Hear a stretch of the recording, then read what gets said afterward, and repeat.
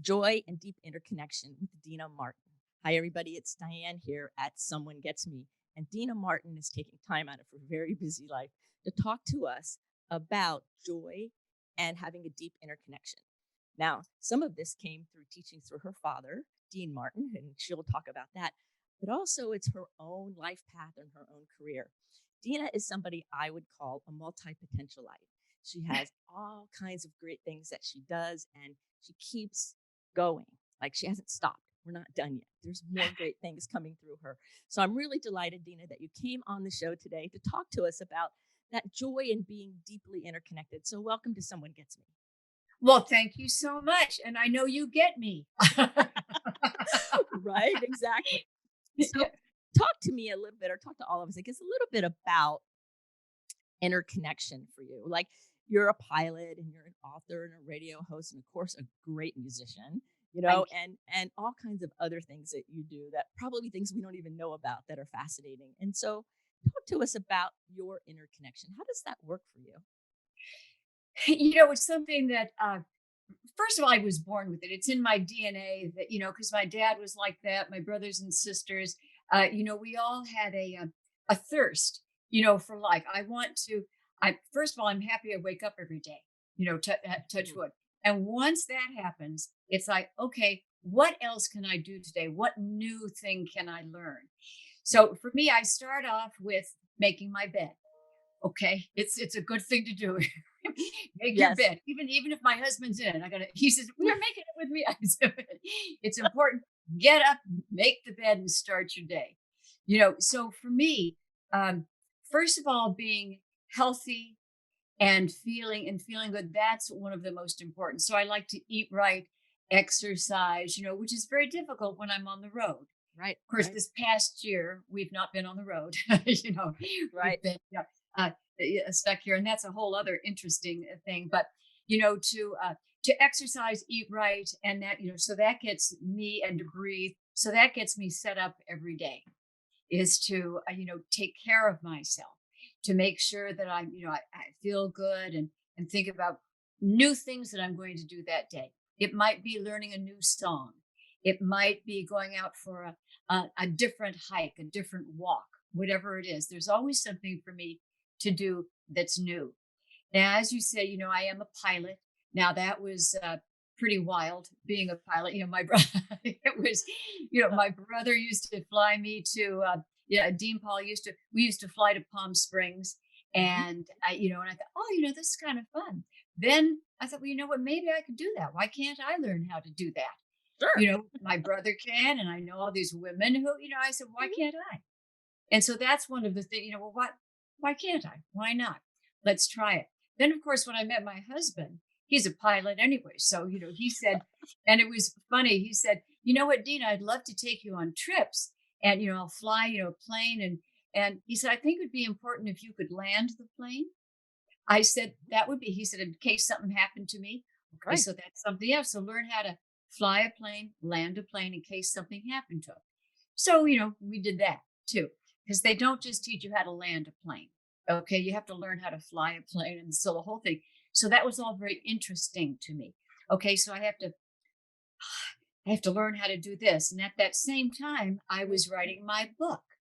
All right. Right. So I'm Right. learning how to fly. I'm writing my book about, my life, and it's called Memories Are Made of This, and Dean Martin Through His Daughter's Eyes. So it was all a continuation of learning things. So then I had to learn more about my dad.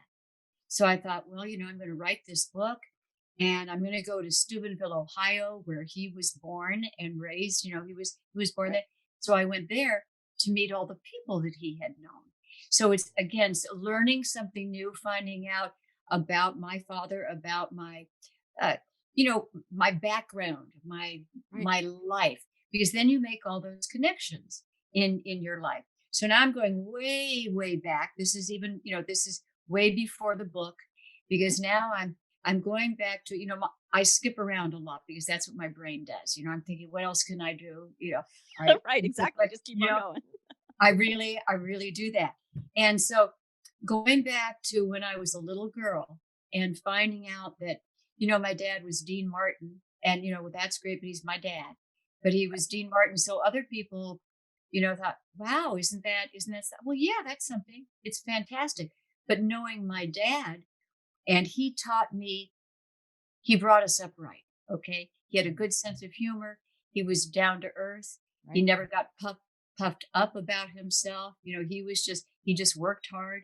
And in fact, one day later on, he said, Dina, the reason why I work is so I can take care of you kids and play golf. So all right. So he had a great sense of humor, Yes. and he taught us, good manners and respect.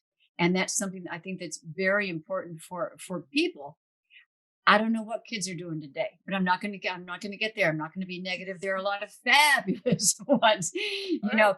So it's respect and good manners, and keeping involved in things, and wanting to, of course, I went to Catholic school. So I was brought up, that way with the nuns, Right. Sister Mary Joseph, and, playing in sports. So everything was kind of, um, I wanted to be involved in everything because I was curious about things. I wanted to go into sports. I wanted to play basketball, baseball, and tennis. So that keeps you fit. It keeps your mind going, and that's one of the things about my dad. He would like to get up every morning and go play golf, even before he was doing his TV show. It was something that he it helped him with his health and his mind, so he could sit and think. And he was very organized. So for me, I've become just like that. I need to get up, do things, be organized, everything in its place.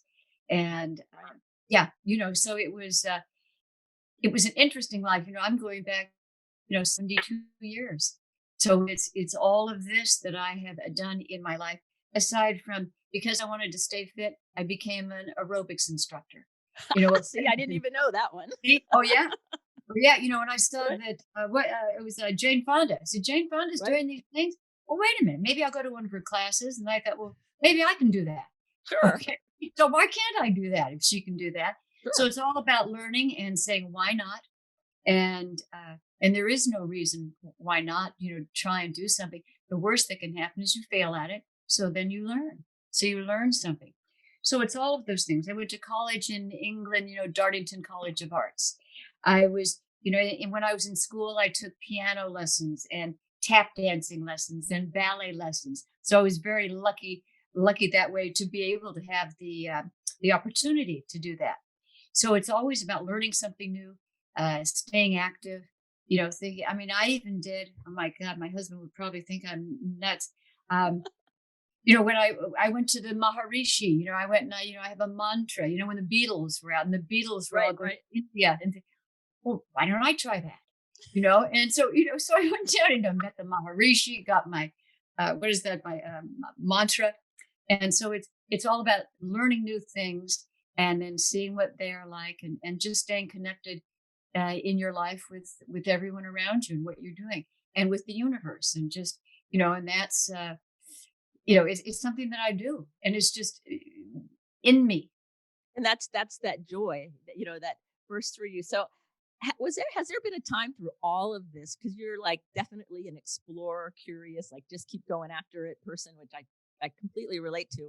Did you ever have any difficulty like with teachers or other outside people outside of your family that like didn't get you, that would like shake their head and go, I don't know why she does all these things, or do you have to do so many things, or have you ever had to deal with that? Well, never in a negative way.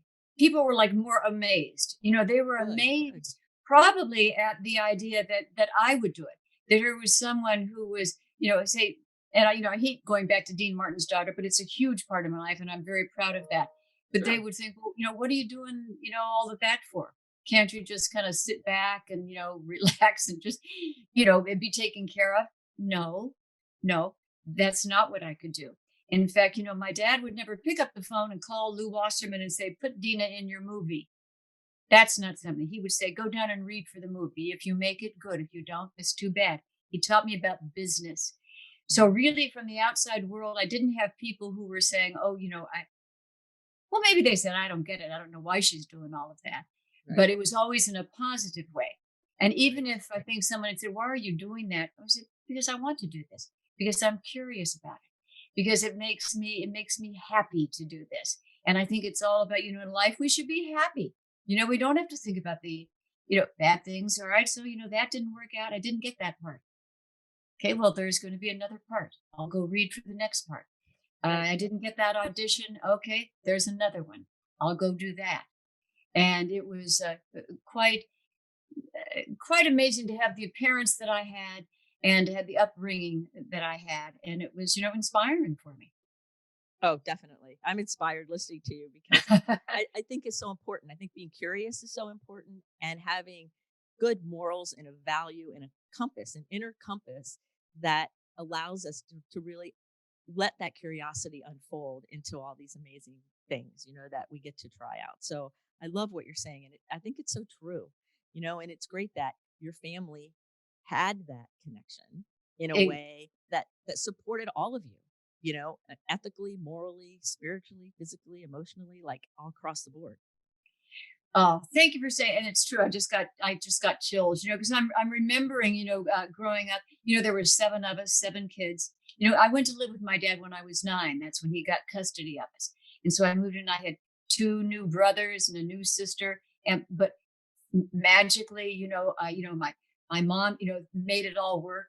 So we didn't feel like we weren't a part of it. It was all family, one, happy family. Now imagine 7 kids, and if each one had a friend over, that's 14 people right there, all, already, running around the house. But we had a good time. Everybody wanted to come to our house. I'll bet. I could totally Wanted believe it. everybody to Yes. come to our house because it was fun. People were fun, Sure. and there was, as I say, respect. And dinner was at this time, and you weren't late for dinner. You have to be here. This is what we're doing. And I remember actually, and so I think back and I think, oh, thank God I was brought up the way I was, because I would have girlfriends who would yell at I'd go over to their house, they'd yell at their parents and get out and go, what? What? You would never say no or yell at your parents.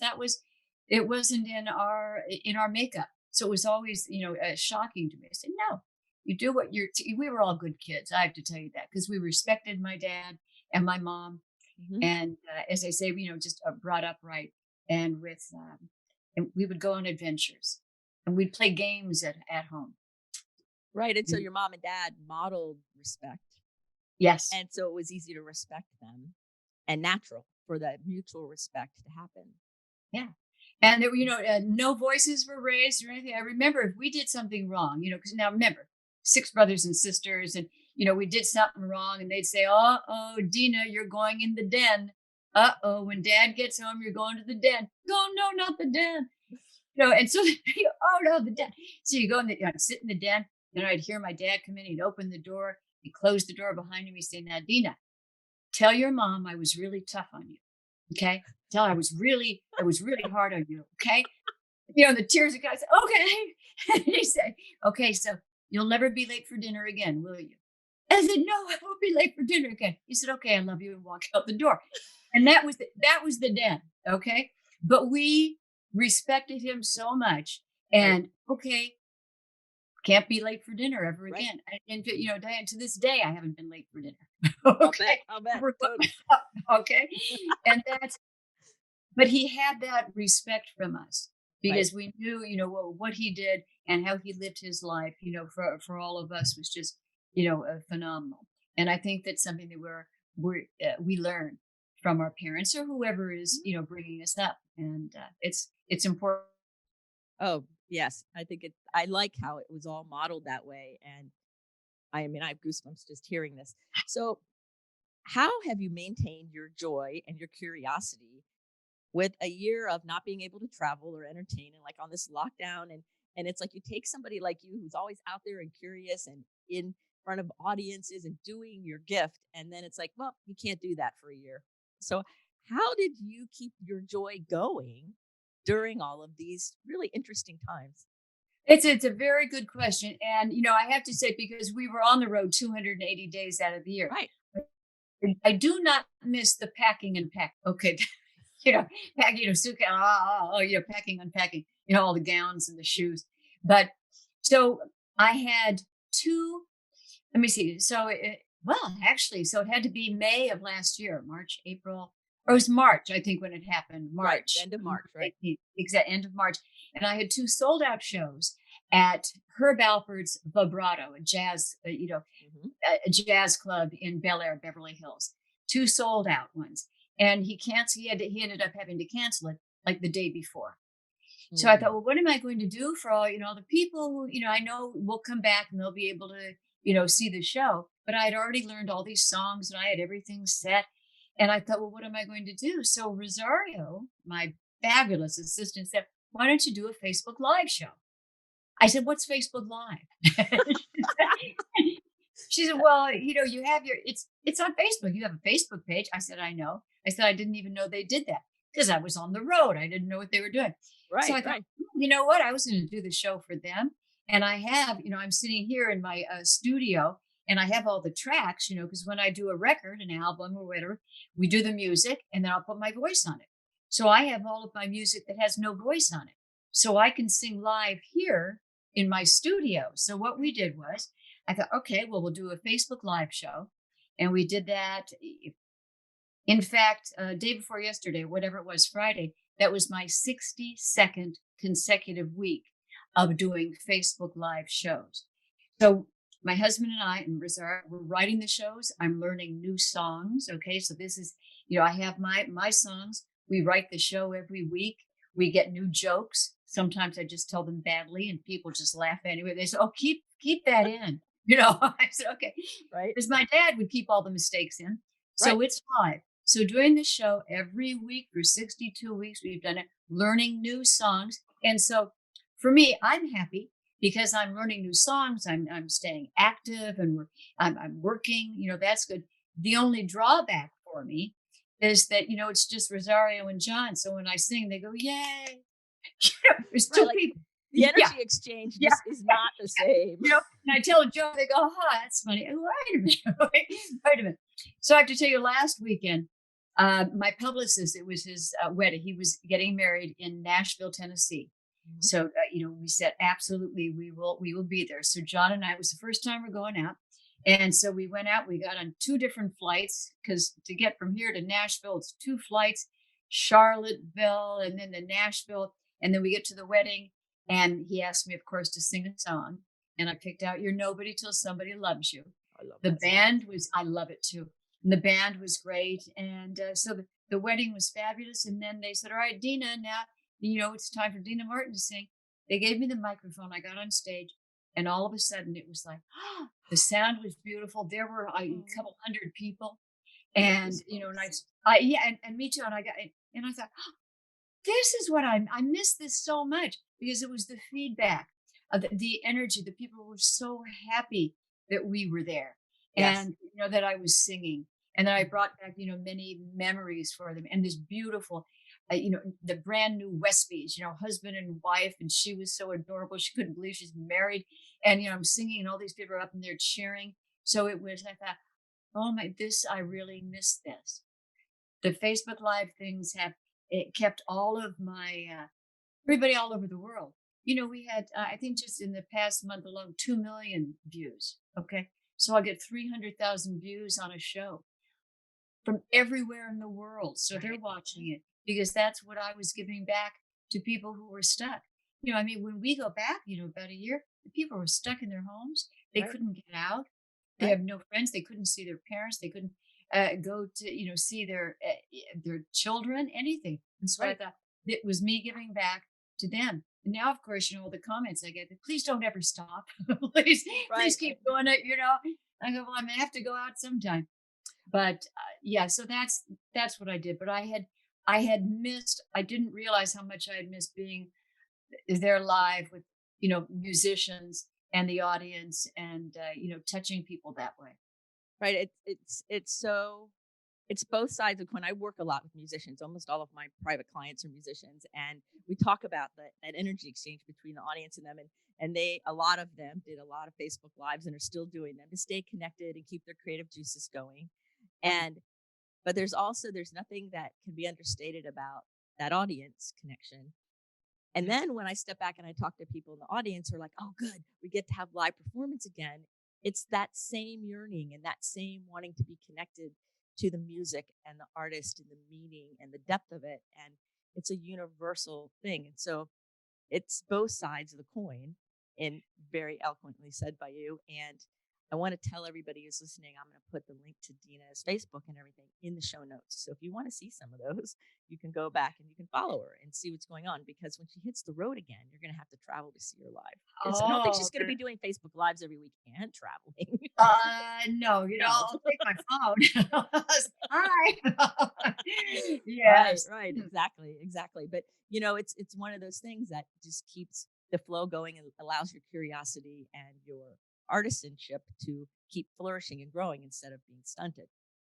Exactly. Let me say one more thing, because to have my musicians there, Mhm. and a couple of my, my music director, Rick Creevy, who lives in Boca Raton, everything was shut down for everybody. But he has been writing new charts for me every week, 2 new week. So he's been getting paid. So so we're keeping that. And then my saxophone player, then we'll send it to him and he'll lay down some tracks. So that's all fabulous. So they've been working. Right. But what I do miss is when you're up there live with your musicians, they bring in whatever happened in their lives. Yes. So it's not the same old, thing. It's they're coming. Maybe they had a great day. Maybe they didn't have such a good day, but they're there and we're making the music, and it's always different and it's live.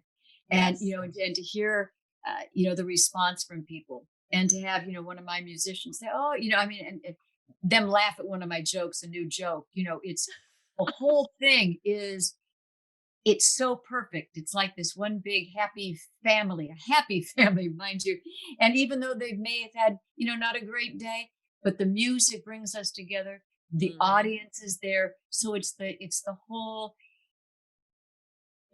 mixture of everything, and it's all these fabulous people coming together, and hopefully we make people feel good and make, they cry because the music is so touching. It just touches your soul.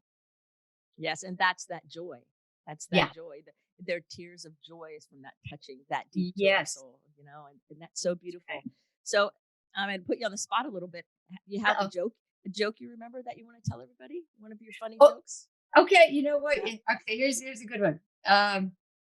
I said, my girlfriend, since we're home all the time, and my girlfriend has been cooking so many TV dinners, she thinks she's in show business.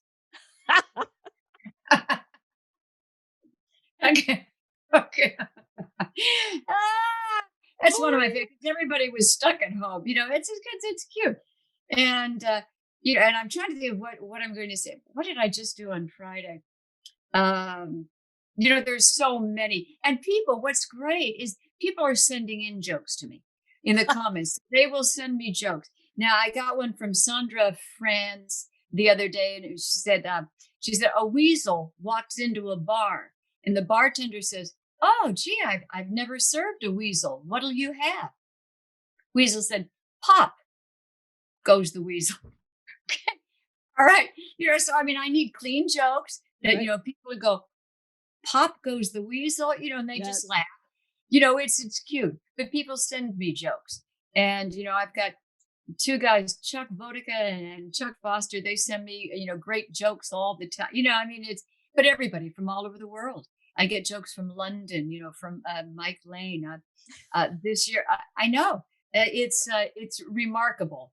And some people have to tune in, to hear the jokes, and then my husband will go, oh, and Rosario go, oh, okay, so, and that's live.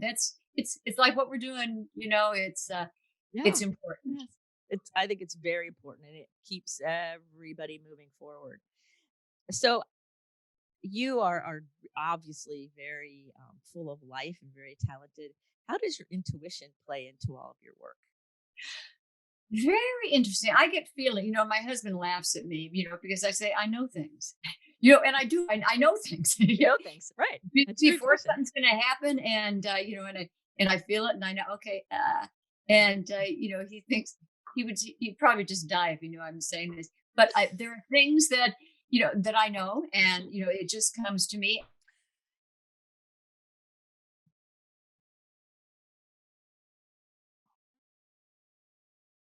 come to my show, I can tell we got to watch out for this one. Uh, it's over there, but it's intuition about what I should be doing, what I should not be doing, and it comes to me, and I can tell. Okay, so now you're just going to think I'm nuts. I can tell when someone's going to call me sometimes, so I'm going to, ah, I bet that's, my sister. Right. Oh, And you'll be right. And you'll be right. and yeah, I'll be right. Yeah. Yeah. John will go, what? Well, see, So, I have a theory that people who have like multi talents and who have a lot of joy and connection, like we're talking about, have a real sense of connection. People call, I'm using the word intuition because that's what's popular, but it's like yeah. that sense of connection, you just know things. And I know it happens to me, and I know a lot of the people I work with it happens to. So I was really curious. I said, I'll bet you Deana has a lot of that knowingness, that sense, as you kind of work your way through things. So I was betting on that. That was Yeah, good. no, I do. And I have to tell you, and I feel, I'm surrounded in my home and in the studio. You can't see, but I have photographs from Capitol Records that my handsome husband got for me for Christmas. Big photographs that hang on the wall in Capitol Studios in Hollywood. And I remember walking down the hallway to Studio A, one of my first times going down there to hear my dad record. And I walked down with my mom. And here's the pictures lining the wall. And it's Bobby Darin, Peggy Lee, Nat King Cole, Dean Martin, Frank Sinatra. And we're looking at all of these, and I'm going down into Studio A. And all of a sudden we walk into Studio A. There are all the musicians. My dad's standing at the podium. He's singing. And, and the backup singers are over there. I think they were called the Easy Riders. And he was recording Memories Are Made of This. And they were singing, Sweet, Sweet, the memories you gave to me. This can't be the memories. And all of a sudden, my dad starts singing, and I'm sitting on a little folding chair. And it was just glorious. And he was singing, Memories Are Made of This. Mhm. And I was there in that studio when he recorded it. And I will never forget that. That's one of the reasons I named my book, Memories Are Made of This, Yes. Dean Martin Through His Daughter's Eyes. And so it was so amazing for me. Then years later, when I went back to record in Studio A, I felt everybody who was there. I used my dad's microphone, and I felt comforted. I knew that I was going to be just fine. Mhm. There's Nat King Cole's piano over here. And it was a remarkable feeling. It was overwhelming. I couldn't get through the first song, but then all of a sudden I knew I was all right. There were people who were protecting me, and Sure. they were all around. So it was really kind of, You could feel their presence in the oh yeah, walls and in the space. And yeah. once I you knew I got, was safe.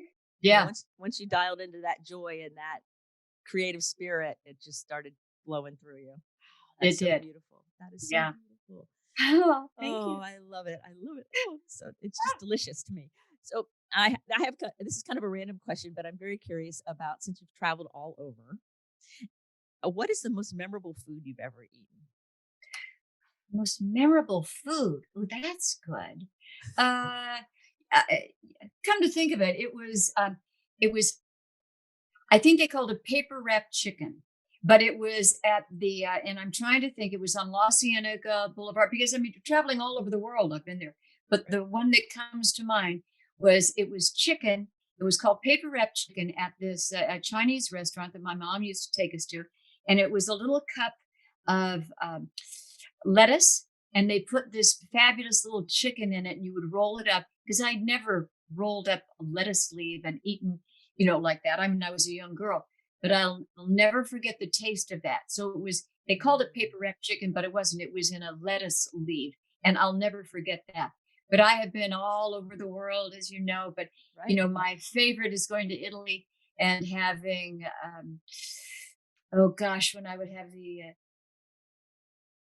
pasta vajul there. Ooh. After my grandmother had taught me how to make it, it was different in Tuscany. It was different from in Rome.